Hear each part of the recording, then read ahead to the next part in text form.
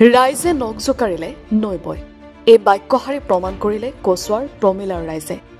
নগাঁও জিলাৰ ৰহা সমষ্টিৰ অন্তৰ্গত মাধৱপাৰা পঞ্চায়তৰ প্ৰমিলা জাৰণীৰ ৰাইজে জিয়াটো ভুগি আহিছে বিগত সময়ত জনপ্ৰতিনিধি কিংবা চৰকাৰৰ মুখলৈ বাট নাচাই সেয়েহে ভগ্ন মথাউৰি মেৰামতিৰ বাবে ওলাই আহিল গাঁওবাসী ভুক্তভোগী ৰাইজে গাঁঠিৰ ধন খৰচ কৰি শ্ৰম দি নিৰ্মাণ কৰিলে ভগ্ন মথাউৰি উল্লেখ্য যে চলিত বৰ্ষটোতেই বৰপানী নৈয়ে তাণ্ডৱ চলাই প্ৰমিলা জাৰণীৰ এই অংশটিতেই গৰাখহনীয়াৰ সৃষ্টি কৰি হাজাৰ হাজাৰ কৃষিভূমিৰ বিস্তৰ ক্ষতিসাধন কৰিছিল যাৰ বাবে কচুৱাৰ বিভিন্ন অঞ্চলৰ বহু কৃষক ৰাইজৰ বিস্তৰ ক্ষতিসাধন হয় চিন্তিত ৰাইজে উপায়হীন হৈ নিজে শ্ৰমদান কৰি গাঁঠিৰ ধন খৰচ কৰি পুনৰ গৰাখহনীয়াৰ কবলত যাতে নপৰে তাৰ বাবে কোনোমতে ভগ্ন মথাউৰি বন্ধৰ চেষ্টা চলায়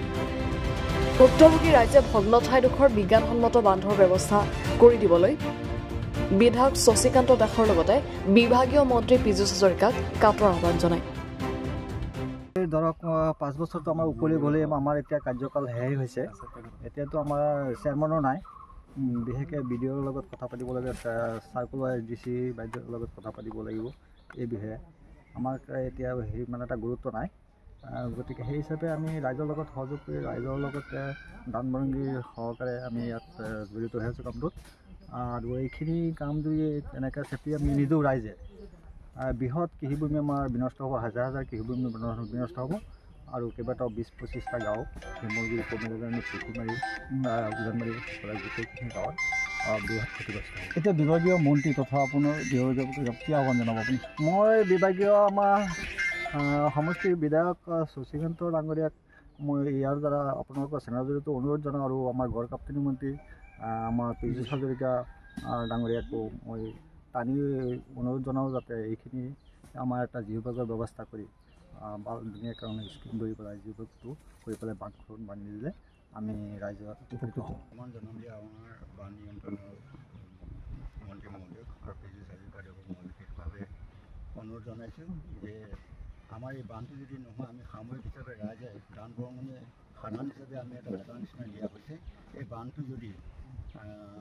কিবা কাৰণত খহি যায় তেতিয়াহ'লে আমাৰ 20-25খন গাঁও সম্পূৰ্ণ জলমগ্ন হ'ব আৰু কৃষিভূমি বহুতখিনি কৃষিভূমি নষ্ট হ'ব গতিকে মই তেখেতক সোনকালে আহ্বান জনাওঁ যাতে ইয়াত এটা জিঅ' বেগ এটা মানে ব্যৱস্থা কৰক কাৰণ এই কেঁকুৰিটোত এইপিনে এখন নদী হৈ যোৱাৰ সম্ভাৱনা আছে গতিকে মই আমাৰ চৰকাৰী বিষয়াক জনাওঁ যে অনতিপলমে আমাৰ এই ব্যৱস্থাটো কৰি নিদিলে আমাৰ ৰাইজখিনি আশংকাত ভুগি আছে আৰু সেয়ে মই পুনৰ তেখেতসকলক টানি অনুৰোধ কৰিছোঁ যে সোনকালে আমাক এটা ইয়াৰ সুপৰামৰ্শ দিয়ে এটা ব্যৱস্থা গ্ৰহণ কৰে বৰপানী নদী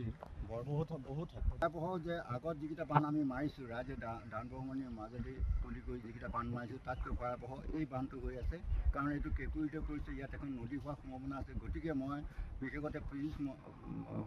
মহোদয়ক আহ্বান জনাওঁ যে সোনকালে ইয়াৰ কেইটা যদি ব্যৱস্থা নকৰে তেতিয়াহ'লে আমাৰ 20-25খন গাঁও সম্পূৰ্ণ জলমগ্ন হ'ব আৰু কৃষিভূমি লগতে আমাৰ পশুধনো ক্ষতি হোৱাৰ সম্ভাৱনা আছে মানুহৰতো বেলেগ কথাই গতিকে মই টানি অনুৰোধ জনাইছোঁ যে সোনকালে ইয়াত ব্যৱস্থা কৰি দিয়ক যিটো বাৰ আমি মাৰিছোঁ ৰাইজে দান বৰঙণি দি তথাপি ইয়াক খালী ভেটাৰ নিচিনাই আমি ভেটিবলৈ যত্ন কৰি আছোঁ গতিকে আমাৰ লগত সহযোগ কৰি পেলাই ৰাইজৰ লগত সহযোগ কৰি পেলাই এই বান্ধটো যদি নিয়ন্ত্ৰণ কৰি দিয়ে তেতিয়াহ'লে আমি কৃতাৰ্থ হ'ম আৰু তেখেতে জানে যে আমাৰ পীযুষ হাজৰিকাদেৱে এই সমষ্টিৰ পৰাই তেখেত প্ৰথম তেওঁ যাত্ৰা আৰম্ভ কৰিছিলে আৰু ইপিনে মই আমাৰ স্থানীয় বিধায়ককো ইয়াৰ লগতে অনুৰোধ জনাইছোঁ যে তেওঁলোকে ইয়াত দৃষ্টিগোচৰ কৰি পেলাই সোনকালে ব্যৱস্থা নকৰিলে আমাৰ এই অঞ্চলটো সম্পূৰ্ণভাৱে জলমগ্ন হ'ব যাৰ কাৰণে আগন্তুক নিৰ্বাচনীত আমাৰ মানুহখিনি ক্ষুণ্ণ হৈ পৰিব গতিকে মই আশা কৰিছোঁ যে সোনকালে ইয়াতে ব্যৱস্থা কৰি জেগাডোখৰৰ নাম কি জেগাডোখৰৰ নাম হৈছে বৰপানী পাৰ বৰপানী প্ৰমিলা জাৰণী আৰু বৰপানী ৰমণী পথাৰ 1 নম্বৰ পথাৰ কচুৱাৰ পৰা খায়ৰুল ইছলামৰ প্ৰতিবেদন এনি ভাৰত 24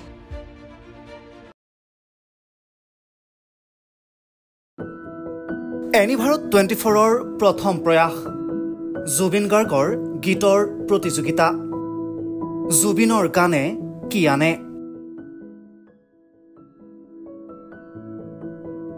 অডিশ্যনৰ বাবে যোগাযোগ কৰক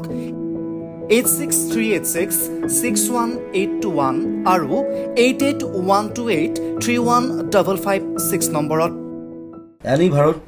24 উদ্যোগত এটা নতুন সংগীতৰ প্ৰতিযোগিতা আয়োজন কৰা হৈছে, য'ত মোৰ গানৰ